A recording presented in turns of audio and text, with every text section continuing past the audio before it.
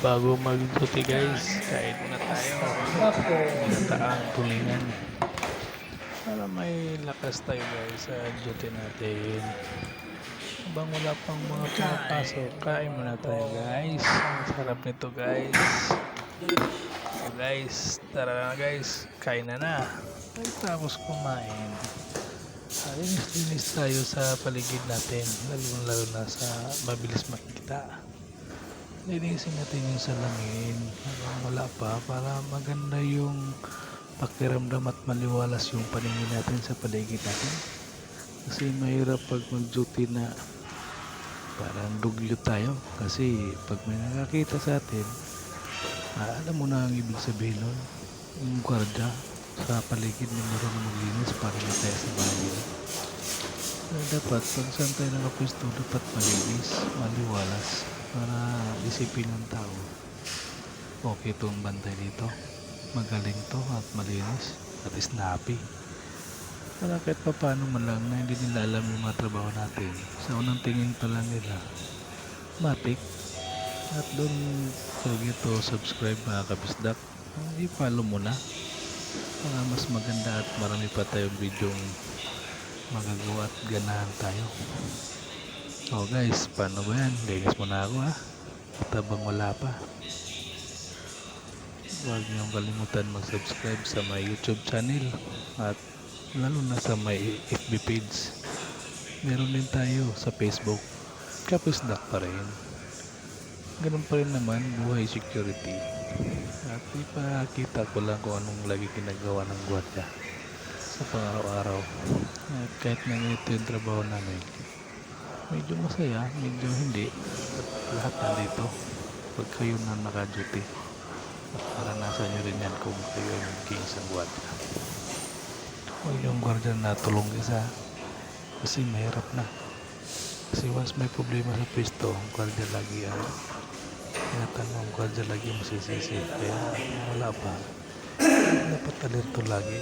Kahit na nasa ginawa yung paglilinis, nasasaya na yan kasi yung gusto mo lang naman malinis yung area mo, maliwalas at komportable ka sa duty mo. O paano ba yun guys? Malinis na. O see guys, thank you for watching. At malapit na yung pasukan ng mga empleyado. Kailangan rin natin alam mo na, mag-snappy at lalong pampagising. Mag-exercise tayo nito guys pagkatapos. Subscribe and likes, alam mo na. At maraming salamat. At mabuhay kayong mga kapistak. Okay guys, papawis na tayo guys kasi medyo makakintab na. At kung wala pang signage yan, dami na namang mauntog. Kala nila wala salamin. Diba guys, sobrang kintab na. Kaso yung taas wag na kasi mapulit na yung uniforme natin. Hindi natin maabot yan. Huwag mo nang pilitin guys. Mga kabisdak, papawis naman tayo. Test naman tayo pagtapos maglinis. 50 lang araw-araw para laging gising at pampatanggal ang top. Energy na rin. Hindi ka guys. Pinablog natin makain tayo madami. Okay naman guys. Ayos lang. Umaga pa. Kailangan magakalagi sa duty. Dapat ikaw yung hindi yung dedo na muna. So hindi naman natin minsan nangunguna sila kasi commuter tayo, mga biyahe at balayo tayo. Kaya pasyahan na lang. Pero lahat naman ang ginagawa ng gwardiya ay pinagsisikapan para magiging maayos ang kanyang pinagtutubulan at wala nang masabi sa iyong pinagtutihan. At lalong-lalo na hindi masira ang kumpanya.